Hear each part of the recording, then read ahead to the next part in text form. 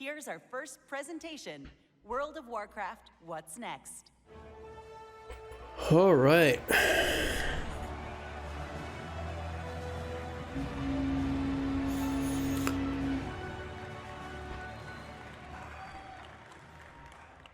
Four years have passed since the mortal races gathered together in Anaheim, California. And now, the drums of BlizzCon thunder once again. Let me hear the thunder! Yes! Oh, thank you. Thank you for being here with us today. Hello, everyone, and welcome to the World of Warcraft What's Next panel. My name is Taryn Gregory, and as you may have heard, thank you. As you may have heard from Chris during the opening ceremonies, we are at the dawn of a new era of Warcraft. The World Soul Saga. A story that will play out over the next 3 expansions and will take us on an adventure in World of Warcraft like we've never experienced before. This saga kicks off with the War Within. In this first chapter, our heroes will be called on an expedition to the subterranean depths of Azeroth, revealing a new world full of mystery, wonder, and darkness. There we will confront the shadows below and face new challenges on the battlefield as well as in ourselves. So what is next? During this section, I'll share an overview of the story of the War Within, and then next you'll hear from Maria Hamilton, who will speak to zones and cultures, and then wrapping up with Morgan Day, who will talk about dungeons, raids, and our new systems. Let's dig in. In our cinematic reveal, did you guys enjoy the cinematic? It looked so good. It looked so good. Anyone with short hair was pretty weird, but I like it. We witnessed as Thrall found Anduin Wrynn, who has been wandering alone for the last few years, grappling and lost in his own thoughts and dealing with the experience that he's been through, as many of you may have remembered. Throughout this and our features trailer, we learned 2 very important developments, starting with these visions. Thrall spoke of a vision calling out from the heart of the world, like a voice from a dream. This radiant song will compel our heroes to investigate its origins, and while at the same time, a darkness has been gathering. Even as the heroes adventured on the Dragon Isles, and in the War Within, the mysterious harbinger that Iridikron spoke of will reveal themselves. Xal'atath has returned. Yeah, now the voice can either be Azeroth herself or Xal'atath. Blade that once bound her. She is now the harbinger of a new era of the Void's dark machinations. And her message is clear. The Black Empire has fallen. The old gods are dead. Are they though? And their ancient blood runs deep within the cracks We of the still world. have one left, so... We, the heroes of Azeroth, destroyed them. The forces of the Horde and the Alliance have proven time and again they are among the most powerful armies that have ever stood. The Harbinger has watched this. She is patient. And while the Black Empire failed, Xal'atath now seeks to set in motion the rise of a new dark legacy, one that knows our true strength and will seek to test it against a new threat of terrible power, the Nerubians of Azj-Kahet. Xal'atath has conscripted the Nerubian queen Ansurek, having offered her people a new future, one in which they will rise from their isolation as a mighty kingdom once again. And here in this sprawling city of Azj-Kahet, we will not find the undead soldiers of the Lich King that we faced before, but instead a new mighty stronghold of the Nerubians as they once were, deadly survivors of the mythic wars that have played out time and again over thousands of years. In return for their loyalty, Xal'atath has granted the Nerubians the means of a dark evolution, one that will turn the Nerubians into a new kind of ferocious and terrifying soldier that we will clash against time and again in the War Within. Now let's talk about who we'll be adventuring with. How do you like the key art? I like the art. Several of Azeroth's greatest heroes will rise to the call of the Radiant Song, and many will be faced with their own unique challenges. Anduin, having survived his ordeal with domination, Yes, look at the art. I mean, yeah, he sure did survive the domination. That's... Anduin will be grappling with his relationship to the holy light that he no longer feels worthy of, while Thrall is seeking a connection to these visions, spreading across the world and working to find his new place in the Horde. While Magni Bronzebeard, long the Speaker of Azeroth, will confront the heavy weight of that responsibility once and as for long all. as he doesn't talk about Azeroth. Champion! Yeah. Wounds champion! Yeah. Yes! Oh, I hated that so That brings much. us to, I know you saw this in the features trailer, Alaria Windrunner. Ooh, Alaria looks different. Alaria's journey will be central to the events of the themes of the War Within, as she, a Void Hunter, will use all of her Oh, she's now a powers Void Hunter. to hunt Okay. down the Harbinger while being torn between her own nature and the maddening call of the Void to which she is attuned. Along the adventure, she will have a unique rivalry with Xal'atath, whose twists and turns will come to define the nature of this new conflict. Of course, we'll see many more familiar faces on our journey and meet a host of new and interesting characters along the way that Maria is going to tell you more about in just a moment. But More finally, familiar this faces. saga is only just beginning. Conceived to be... Yes. Please keep Sylvanas out of this, Conceived please. to be an epic worthy of the first 20 years of World of Warcraft, the World Soul Saga aims to redefine the storytelling in our expansion set and strike boldly at the core themes that define Warcraft. The might of heroes, the responsibility of that power, the pursuit of justice. Gotta do my best Mets in there. Justice! And the importance of finding common ground as well as ourselves amidst adversity. Up next, may I introduce Maria Hamilton, who will be sharing more about our zones and cultures in the War Within. Thank you so much. Yeah, we had a lot of different zones already in Dragonflight, and I guess we're now getting more of those here. Hello, BlizzCon. Wow, I am so excited to be here and delighted to represent our team and tell you about the places that we will explore and the cultures we will encounter in the War Within. I can't really see all of you out there. I know there's a lot of you, though, because I can hear you. And I hope to hear lots of oohs and ahs when you see some of this cool art I've got to show you. So let's get started. Thank you, thank you, thank you. Yep, thank you. Is that a capital? As Taryn mentioned earlier, Kasakar. called by the Radiant Song, dreamlike visions that come from the heart of the Azeroth. This summons is going to lead us to the subcontinent of Khazalgar, a place long forgotten. It's only through recent explorations in Uldaman that we've discovered a Watcher report concerning a contingent of Earthen that was sent to this place long, long ago to investigate a fissure in the sector. What exactly that means, we don't really know, but we can probably speculate. So first, We have a fissure, we have some kind of hole. I don't know how it got there, but there's something sticking into the ground and... There you go. All right, we have met Titan-forged Earthen before, of course, in Ulduar and other places. But this society of Earthen has been isolated within Khazalgar for a really long time and have developed their own manners and customs. Now, visually, these Earthen are a bit larger in stature, and they're noticeably blinged out. They've got gems all over them, bedazzled, blinged out, you know, that kind of thing, right?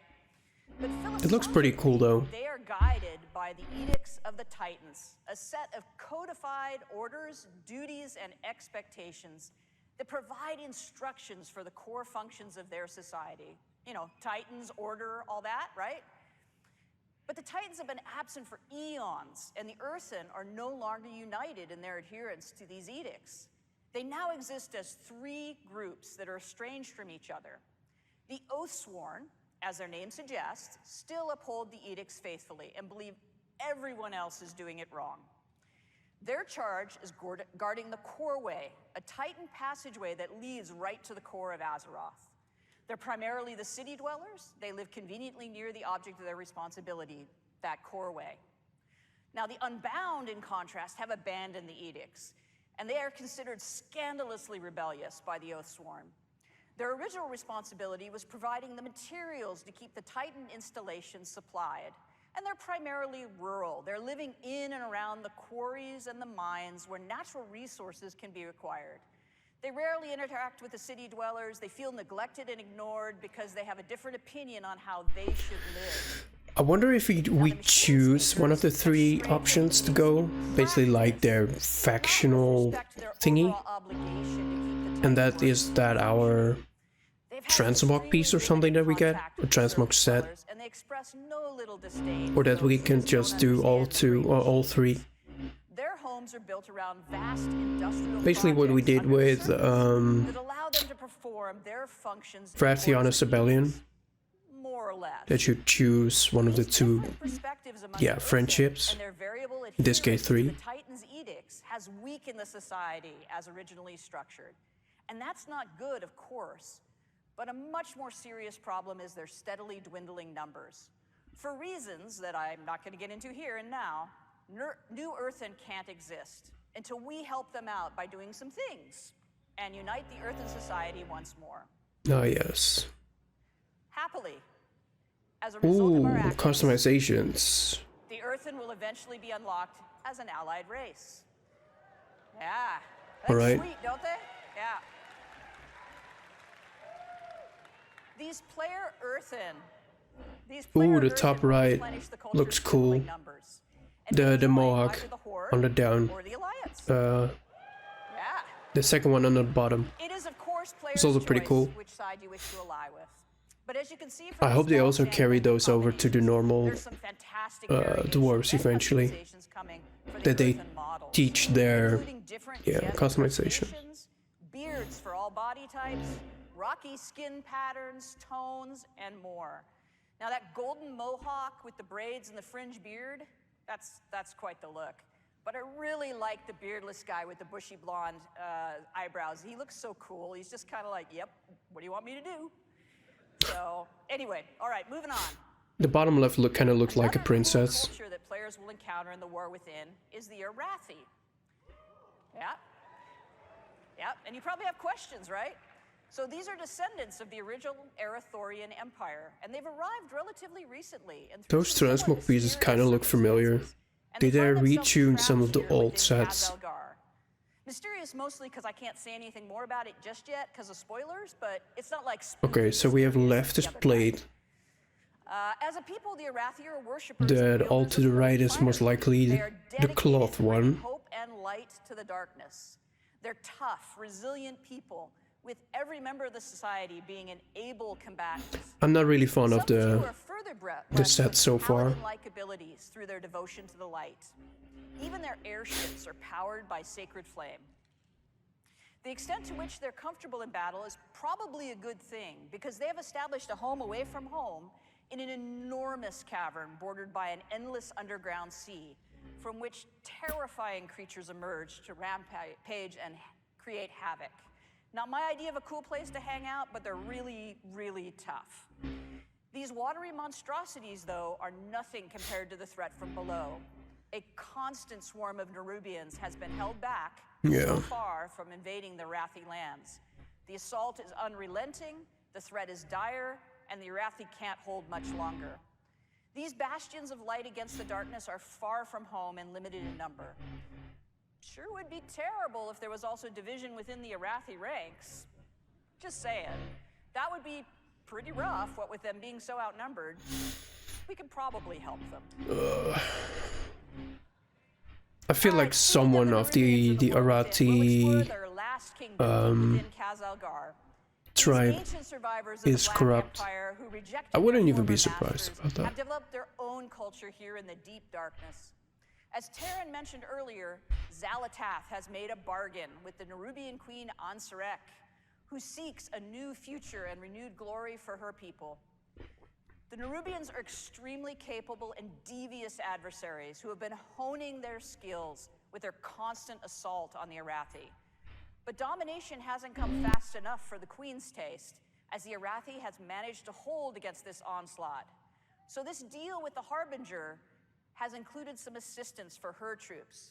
Through some dark alchemical process, Xalatath has provided the knowledge required to evolve chosen Nerubians into paragons of their race, enhancing their viciousness. They do kind of look good though. Azurek has embraced these modifications with enthusiasm and eagerly offered her army to achieve the Harbinger's schemes.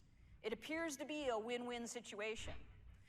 But not all Nerubians share their sovereign's enthusiasm for change and her embrace of Xalatath.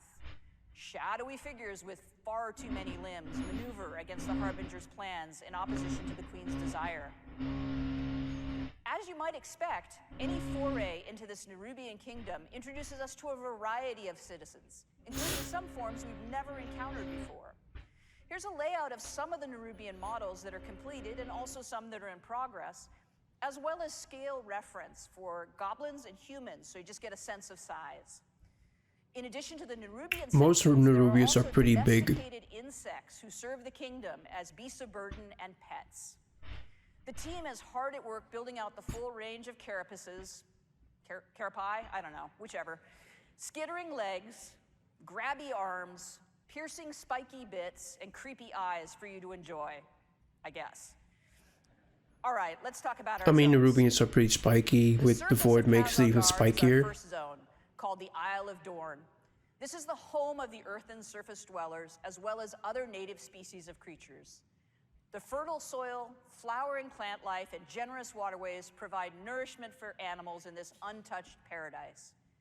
An important facet of Looks earthen pretty peaceful, society though. is Cinderbrew mead. This volatile substance is manufactured from molten honey produced by enormous fiery bees. Their home groves are a remarkable sight, as the hearts of the trees themselves glow with lava-like fluid. Ooh. Harvesting is always an exciting time, as the ferocious creatures are understandably protective of their hives. Now, the roosts at Storm Watch are wreathed with lightning and fierce winds. These wild elemental rooks may choose to serve a member of the Oathsworn, who, if so blessed, becomes a Storm Rider, one of the guardian warriors of the earthen people. The Unbound deal with hostile creatures from time to time, but for their most part, the existence is relatively peaceful, fairly sort of peaceful. Their comfortable homes are often situated near the places where they once labored as adherents. It's so weird to see.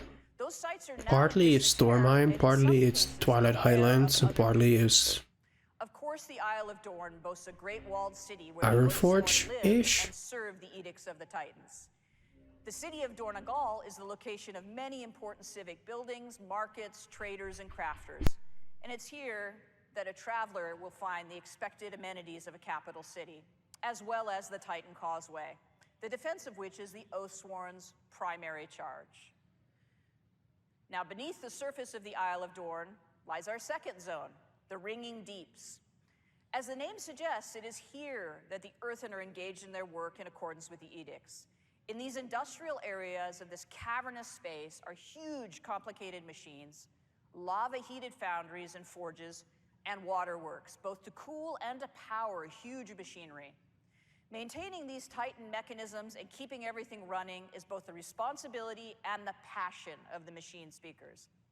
The Earth has shifted too in places, revealing openings to the sky above to the Isle of Dorn. These cenotes bring light and water into areas once shrouded in darkness. Abundant greenery, flowers, and creatures that do not typically dwell in caverns may be found in these idyllic spots.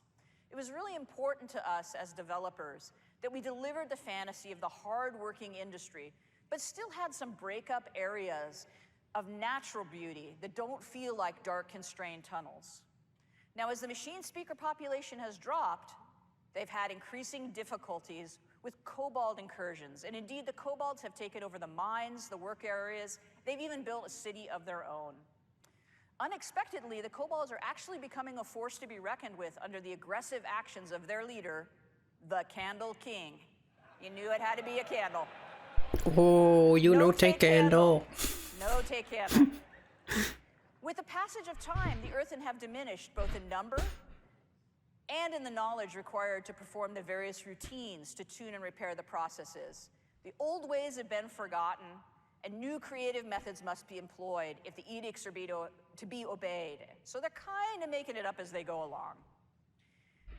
From the Ringing Deeps, we descend further into Kazalgar to reach Hollowfall, a vast hollow area in the earth, bordered by an endless underground sea. This tenuous foothold under the bright light of an enormous crystal has allowed the Arathi to survive, using their airships to travel to high plateaus and establish docks, light towers, villages, and even a priory. From their capital of Merildar, these trapped people strive to keep hope alive and spread the light, while engaged in a near constant battle with the Nerubians at their borders. The open spaces, the bright light, and the greenery are intended to feel as though we're on the surface. Wait, this kind of looks like strange hollow within Azeroth. what's the underwater part called? And growth for vegetation. You may notice that all the blooming plants have opened their blossoms. The Ashara one. God damn it, what's the zone called? Whenever they're in Holofall. I forgot the name. The crystal sun has been changing in recent years. Where once the light was steady and reliable, it now fades without warning, plunging the Arathi into darkness, save where they have built light towers and maintain their holy flame beacons. In the absence of this light, the dangerous Kobis and other fierce creatures emerge from the sea to rampage. Oh, Nashatar. That's the one. Yeah. That's one Nashatar. The one with the weird symbol in the middle. Happily, the light has always returned to the crystal. So far. So the outside here looks like Revendreth with the inside of Nashatar. That almost rhymes. Anyway, the Nerubian city of Threads has been built on the ruins of itself, over and over and over again. I mean, this zone kind of looks like the dungeon, right? Or as the raid. The city climbs ever higher. Those Nerubians favored by the queen, or possessing enormous wealth, or both, command the greatest views and live in the highest places over these swarming masses of the many. I wonder if we're going to see some old Nerubians. The scavengers, the forgotten, deep in the decay and the filth. Would be cool. The Umbral Bazaar is a trading hub of fine silks, fascinating alchemical discoveries, and other exotic and hard-to-find goods. The Skanes are the home of the lore keepers and scholars who toil to maintain the history of their people and research myths and legends of Azeroth. There are many other districts and less than savory neighborhoods, both well-known and secret, that the careful adventurer could discover, should they risk life and limb to do so. But the key to such exploration is fitting in among the Nerubians and being accepted. It looks so cool. Best accomplished through skill in the use of pheromones and considerable bravery. The zone of Aj-Kahet features areas of spectacular dark beauty that are inhabited by these creatures that have found a way to live among the Nerubians without being deemed a threat, found to be particularly tasty to consume, or just too much fun to torment. The mobilization of forces to assault the Arathi while also providing military might to achieve Xalatath's schemes has stirred up all sorts of inhabitants of the darkness. And deep within the city itself, the Nerubians are gathering an odd substance, the black blood of the old gods, for some unknown purpose. But I'm sure that's fine. There are no old gods, right? There are no old gods. As I mentioned, awesome, huh? Oh, we're getting another dragon riding? We travel from the Isle of Dorn into the Ringing Deeps, into Holofall, and then into Aj-Kahet. In the War Within, all of our zones are connected all together using the airlock technology that we developed for Zaralek Cavern, allowing for this seamless descent from the Isle of Dorn all the way to Aj-Kahet. That's cool. That was video I just captured last week of the transition between the Ringing Deeps. So they're basically using that test into this next expansion. That's cool. Built for dynamic flight, and we were able to flow directly between the zones without the load screen. Ooh. There is some seriously amazing swoopy goodness to be had moving across these zones. I mean, they also said that they wouldn't have loading So cool into Sarlacc Caverns, which there is. Although there's no loading screen, it's, yeah, it's loading. Now this blobby map that I've got up here was an early attempt during development of our zone flow to try to figure out how we would stack these zones together and achieve the relationship between their geography and geometry that made sense and felt great to traverse. We ended up with something slightly different than this, But this is pretty representative to explain what the world builders were thinking about when they planned these spaces out. But yeah, the whole dragon riding Important part was a good design thing. That while 3 of the 4 zones are technically underground, they didn't feel that way, and that they were distinctly different from one another. We pursued that goal by introducing the natural cenotes in the ringing deeps and leaning into the fantasy of the classic underground foundry and industrial workspaces. Okay. So even in the zone that felt the tightest, there's places that look as though they're actually on the surface. And within Hollowfall, we created a massive hollow space in a cavern so vast it feels like an exterior, with a huge artificial sun in the form of a gigantic crystal. And in Aj-Kahet, we leaned hard into traditional Nerubian architecture with hanging nests and huge palaces. Yeah, built that's all was over what a was really community city notable. that just falls away into the depths. And that is the last bit of eye candy I have for you today. I hope you enjoyed this peek at what we've got in development. I wonder, are they still going to call it dragon riding, or is it a different... Are they calling it different now? So now it's time for me to introduce you to Morgan Day, who's going to give you lots of information about dungeons, raids, and systems. Enjoy. Thanks very much. Are we Bye. going to see some bosses?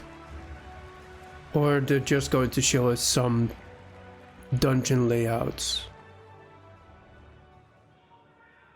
Hello, BlizzCon! My name is Morgan Day, and I'm here to talk to you about some of the upcoming content, features, and systems in The War Within. I'm sure I'll also make some funny faces that I'll regret later in thumbnails, but whatever. First up, let's talk about dungeons. There will be 8 new dungeons coming in The War Within. Wait, 4 what? during 8? Level up, 1 in each of the 4 zones that Maria just walked us through, as well as 4 at max level. There's a lot of really cool stuff happening in these dungeons. Okay. For instance, we have like a kobold dungeon where you'll meet that candle king, where there's like a light mechanic that takes place. You have to kind of keep it going to light your way. Oh, there's a that's dragon cool. riding dungeon, of course. But also, one of my favorites is the Cinderbrew Meadery that Maria just Dragon talked riding about. dungeon. Okay, so they keep this the is a dungeon term that takes place on our going. First zone, the Isle That's of cool. Dorne, which is where you'll experience, all of our earthen buddies, and this is the place where they make that Cinderbrew mead that she was talking about. They're taking all that honey that they gather from throughout the zone to make the mead, to do all kinds of fun and/or nefarious things with. Although I do have to say, I feel like they're a little bit behind the times. I feel like all the kids are drinking that, hard seltzer or something these days, but whatever. They're old school, I get it. Next up, our raid, the Nerubar Palace. So this is an 8-boss raid that will take place in the zone of Aj-Kahet. Yeah. And this is really the culmination. Okay, of so all they're the going for the activities smaller raids now. that we see play out between the Nerubian Empire, their queen, and her collaboration with Xal'atath. Okay. So for this next one, we don't normally show things this early, but I thought it'd be cool to share. On the left there, you can kind of see the top-down view of the raid, and on the right, it's more of like a side cutout. So we like to work on all of our dungeons and raids when they still look like this, as it's much easier to iterate while we're in 2D than it is to kind of change Okay. the zones Yeah, I can see around that. once we're in 1, the game 2, and it's all 3, blocked out. 4, This is 5, the 6, raid 7, really 8, 9. after 10 you locations, park at the okay. door, you'll very quickly But some big fall locations into could be a just a one of big those mini giant boss or pits of thingy in the that middle, black so marble it's god fine. that you'll hear much more about in Aj-Kahet. But yeah, it And does then have the you'll look bow of your way a through the harvest pits, and then finally traverse your way back up through of the stalactite average way, which is not Nerubian the final name, I promise, area, until you finally as we had in Ashol Nerub and Ankhet Old Kingdom. face to face with her as the end boss. So as you can see, this will kind of feel like a winged raid in terms of the vibes, but in terms of the player experience, it'll actually be quite a bit more linear than what you might be used to for a raid with some winged vibes. So something that I also think is fun to talk about really quick is with all of our dungeons and raids, we like to try to explore like what is the thing that's going to make this space feel really unique, that's going to make it stand out from all the other times that we've built these dungeons and raids. And with this space, we really thought that, given that we have the Nerubian to play with, they've got all these amazing like webs and silken threads that you can kind of traverse the zone through, we thought it'd be really fun to explore verticality as a major element to this raid. So I think that'll be really fun to see what the team comes up with for that. Next up, let's talk about Didn't we systems. already have verticality raid structures. So I want to walk you through some of our features and systems at a really high level, but first I want to talk about some of the philosophies that are really guiding us to add these into the War Within. So first and foremost, we really want to continue to extend the philosophies of Dragonflight into the War Within. And really, when we talk about that, there's three main pillars that I want to touch on. First, we really want to make sure that we're focusing on evergreen features. We want to make sure that we're making World of Warcraft better forever and not focusing on things that we know we're going to have to leave behind as we move into future expansions. Makes sense. Next, we want to make sure that there's something for everyone. So whether you're a hardcore raider, a PvPer, a collector, or apparently like Holly, you just love to play tons of alts and run around the world exploring things, we want to make sure that there's something in War Within that you can really geek out over and that resonates with you. And finally, we want to make sure that we're continuing Yeah, I'm interested in the warband part. And build on our systems and content with people who play multiple characters in mind. Yes. We want to make sure... Collecting mounts and transmarks, that's all I care We about. want to make sure that we're building all of our systems to really respect the time of the player behind the keyboard and not focusing so much on the accomplishments of that individual character.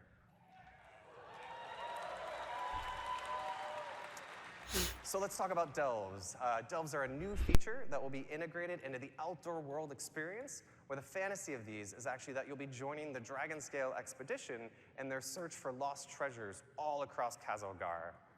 So delves are an evergreen feature that is really integrated into that outdoor world experience. We want delves to be a new pillar of endgame content for those outdoor world explorers. Isn't that a little bit like archaeology? Added world quests back in Legion, where they are going to be really integrated and transformative into that outdoor world, especially that endgame loop.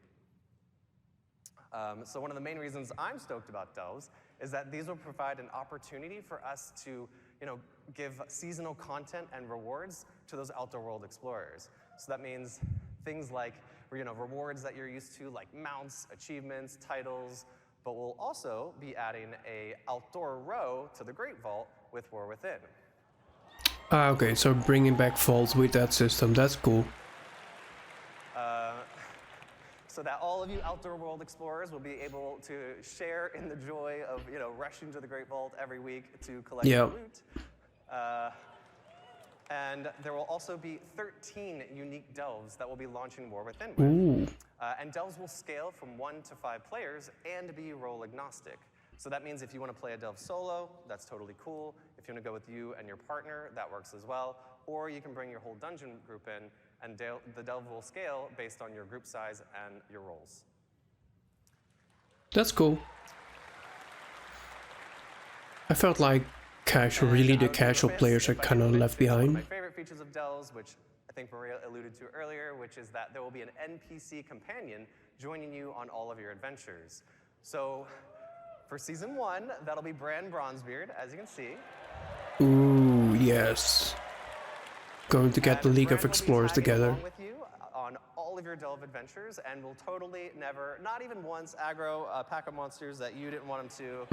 And I don't have my fingers crossed behind my back right now. So Bran will have a customizable talents and mechanics and abilities that you'll be able to kind of load out to suit your playstyle and needs. Are we going into the class hall stuff again? Well, you can load Bran out to provide that for you. And finally, I mean, it's cool. Wouldn't be exploring with the Dragonscale expedition if at the end of every delve there wasn't this massive treasure trove that we need Bran to open for us, which hopefully brought a couple of keys to open some of the chests in there. But before Bran can open that that vault for you, we need to have the keys. Maybe defeat a boss, maybe you'll solve a couple puzzles, something like that, and then Bran will be able to open that vault door for you. Okay. I mean, it's basically like the tower, right, on Forbidden Reach. Next up, let's talk about warbands. It's happening! So warbands are a system that we're introducing that will really be the representation of all of your characters across your Battle.net account. Warbands are an opportunity for us to create a platform where you can share your achievements, resources, and all that other good stuff across all of those characters.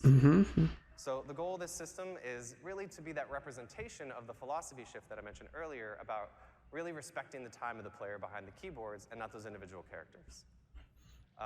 There's actually a ton of additions and modifications. We've talked about a few here. There's no like singular UI screen that says Warbands. It's more of like all these modifications and updates and features are like kind of wearing a big coat that says Warbands on the back of it. It's how I kind of keep it straight in my head.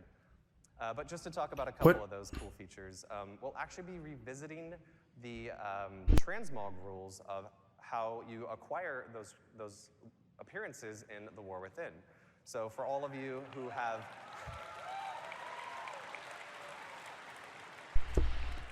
So that means all of you who have probably had to run 4 characters through all of those legacy instances just to make sure you're collecting all the appearances, that won't be the case anymore in War Within. You'll just be able to run it with 1 character. Oh, does that also count for legacy? Yeah, okay. He basically said it, but that's cool. And Holly mentioned this already, but this is obviously one that people are looking forward to. All of our reputations as well as renown in the War Within will be shared across your entire account. That's cool. That also saves a lot of time. Last but not least, let's talk about hero talents. So here's a quick mock-up of what the UI will look like that I think really helps explain how these integrate into our current talent trees. But really quick, let's take a look at how this will work. So there will be 3 new hero talent trees per class. Okay, so they are, so you can't really choose. That you can freely choose and swap between. And also, this is another evergreen feature. This is a system that we think is going to provide a new vector of choice and customization for you and all of your classes, as well as create opportunities for us to really dig into some of those core class fantasies that are, so amazing. This can be really good or backfire pretty bad. Now I think about it. Talent trees like you just saw in the UI. And the way I like to think about it is like, currently we have 2 types of talent points, right? We have class talent points and specialization talent points. And now in the War Within, there'll be a 3rd type called hero talent points. So let's look at a quick example, which hopefully explains it a little bit more. This is a warrior, as you can see. These are the 3 hero talent trees that they'll have available: Mountain Thane, Colossus, and Slayer. And as you can see in the top left, we have Protection, who will be able to choose between Mountain Thane and Colossus. Oh. On the right, you see Fury. Yep, that's right. Mountain Thane and Slayer are their options. And down at the bottom, Colossus and Slayer are their options. So this is how the majority of our classes are going to look in the War Within. The exception, of course, being Druids and Demon Hunters, who are a bit special, so theirs will look a little different. So let's take a look at how you'll unlock the system, as well as how it'll feel playing through as you're leveling through the War Within. So the system will automatically unlock at level 71, and it'll just kind of appear in your UI.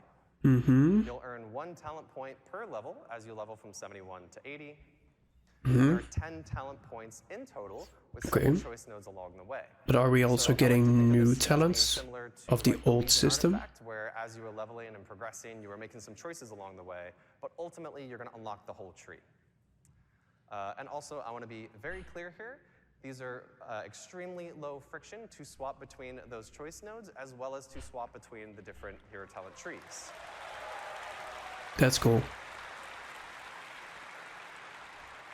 So, this should be very analogous to your current talent trees and will follow all the same rules that you used to there. So, at the start of a raid boss, before a Mythic Plus starts, before an arena match kicks off, and anywhere in between. And to wrap us up, I wanted to show off a really quick video of what hero talents look like in action. So this is a warrior, as you can see, popping avatar, jumping in. And this next one is that same warrior with the Mountain Thane talent tree. As you can see, Stormbolt hits multiple targets. There's a couple of cool new V effects, and a lot of other cool stuff going on there as well. I heard some oohs. No, it wasn't me. Our effects artist will be... Wasn't me.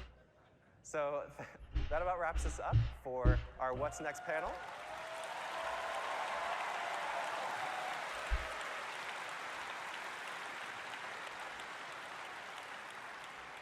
We hope you really liked what you saw here, and if you'd like to know more, please join us tomorrow at the deep dive panel at noon, where Ian will walk you through some of what you saw today in more detail. Woo, Ian! As well as a bunch of other cool new stuff in the War Within. So thank you all so much. I hope you have a great BlizzCon. Bye! Okay.